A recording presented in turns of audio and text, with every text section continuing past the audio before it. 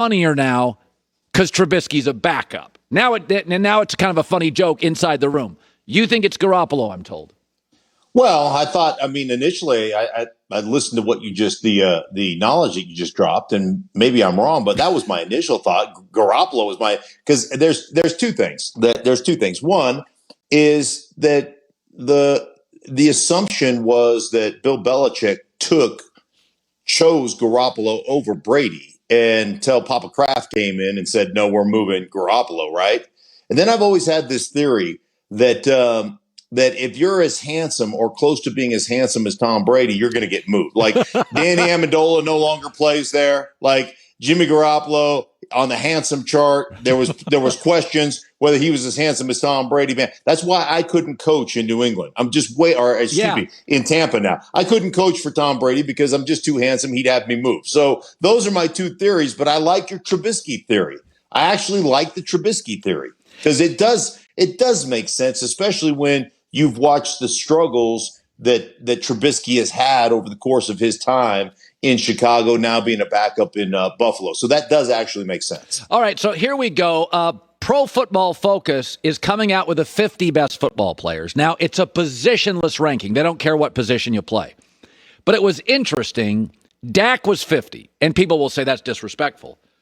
I looked at who they had 40, Josh Allen of Buffalo, and I thought, I think there's 38 players, 39 players better than Josh Allen. Josh Allen last year, with no running game and an okay offensive line, completed 69% of his throws, 107 passer rating, ran for half of the Bills' touchdowns, 37 TDs, 10 picks, also caught a touchdown. And I thought, you think Dak is going to get the publicity here? I honestly said this earlier. If I was a general manager and positionless, it's hard to be positionless because we know what quarterbacks matter. I would make an argument Josh Allen is in that Aaron Donald thing. 6'6", fast, huge arm, athletic. I don't know. You're a player. What do you? I look at that and I think there cannot be 39 players better than Josh Allen in the NFL. Yeah, no, I would agree with that. First off, I don't ever rank quarterbacks in football player rankings. I look at them completely different. It's just a different animal. So I always look at the football players and I look at the quarterbacks differently. But if you're putting the quarterbacks in that equation, you think about when I was doing a Buffalo game last year for Fox, I sat down and I'm thinking, run the football. I'm thinking about old Buffalo. I'm just thinking about what makes sense in cold weather and all this time and physical, and all this stuff. They're a spread football team that is completely dependent upon their quarterback, not only throwing the football, but also running the football. He's a large part, especially in the red zone, of their run game. And so you look at the value add that Josh Allen has based upon, hey, we're going to get in four wides, maybe a tight end. We're going to do a lot of things here to spread people out, give you the opportunity to eviscerate them in the passing game. And oh, by the way, when we get into the red zone, you are a run game. So, just from the overall weight of what he has to do to make that team successful, I think that in and of itself would lend you to believe that he should be much higher ranked than 40th. Yeah. By the way, it's interesting. Sean McVay came out again in the last couple days and essentially told everybody how great Matt Stafford is, and simultaneously is telling you how bad Goff was. It's interesting. He was talking about Stafford this week, and he said, man, he is a bad blankety blanker. Whatever people say about him, he's better than advertised. The guy's ability to see the game, the feel, it's pretty unique, man. His authentic way of connecting with teammates and coaches. It's great being around Matt Stafford. So I read that and I think, okay, I get it. You and Goff had a falling out. But I have a theory behind this, and I'll throw it to you. Is that McVay, he has two or three peers in this league, right? Contemporaries. Kyle Shanahan, Matt LaFleur, and him. Shanahan's beaten him 4 straight. Matt LaFleur beat him the only time he could face him. And McVay, and maybe he's right, is blaming Goff for in these three brilliant young head coaches. We've got three we think are brilliant. He's now third, and he's taken it personally. Am I wrong?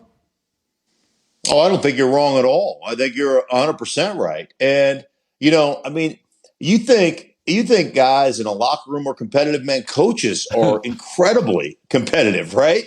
And egotistical. I think you think the egos are big downstairs in the locker room. Walk upstairs to the coach's office. There's not a coach that doesn't believe under his expert tutelage he could fix anybody, right? So yeah, you're offended when it doesn't work out. You're upset when it doesn't work out. I'm 100% with Sean McVay. Matthew Stafford is an elite level quarterback that played in an organization that just didn't understand how to win football games. I think he had in 11 years, I think he had one time where he had a running back rush for over 1,000 yards against Reggie Bush, and it was like 1,003 or something. Yeah. Right? I mean, it just never had a defense, a running game, any of that stuff to really take the pressure off. And I think one of the things that is going to be really interesting with Matthew Stafford here is we call it, or Sean McVay calls it, the illusion of spread, right? How much a spread offense they look like initially, because they're a one back, 3 wide receiver, 11 personnel grouping. But man, this is a smash mouth football team. It'll be the first time that Matthew Stafford has played somewhere that they really are considering, how do we run the ball? How do we run it effectively? What is our identity in running the ball? Which I think is important because it opens up all the play action that comes off of that. And there's a difference, Colin, between what I call run action versus play action, right? To really get people to take that extra step on run action plays, right? You've got to run the play. You've got to be sold out. They've got to see it on film. They got to work against it. They got to do all those things to really get that shoot step, right? Where you take one extra step and all of a sudden you're outflanked and you're in trouble. Like, he's never had that, and he has it now. And I'm completely intrigued with the Rams and what they're going to bring to the table with Matthew Stafford, because I think he is an elite level player. He's elite in the pocket, manipulating the pocket, moving around. And I'll tell you what Bruce Arians told me doing a Detroit game last year. He said, one of the only quarterbacks I've ever left the locker room early just to watch him warm up. He's one of the toughest guys I've ever watched play on film, and he's one of the guys that I just want to watch him throw the football because I think he's remarkable. And I think that's how most people in the league feel about a guy that hasn't had a lot of success, from a win standpoint, but is a pretty incredible player. So Carl Nassib, and it does take courage, unfortunately, in America. If you're different than a lot of people, there's negativity. I have not been on social media at all today, really. Joy told me it was very positive, which is, I think, it really encouraging that Carl Nassib came out, said, I'm gay, given $100,000 to the Trevor Project. You've been in those locker rooms for years. Just kind of your thoughts on it. Yeah, my thoughts is like, you're right. Courageous. I think all those things, all those superlatives are great because it is, but I've always felt this way about the NFL. I've always felt like the NFL locker room is a very accepting place, regardless of what's going on. If you can play, nobody cares what you are, right? You know what they care about? Are you a football player?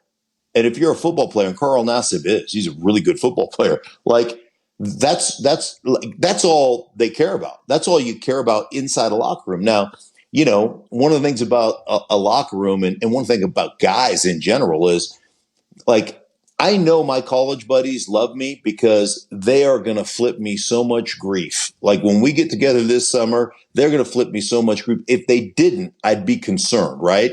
Because that means that's how guys show love to one another. So, you walk into a locker room, that's part of the acceptance aspect of it. And, I'm sure there'll be a feeling out process, like what's okay, what's not okay. But the bottom line is Carl Nassib can play. So as long as you can play, man,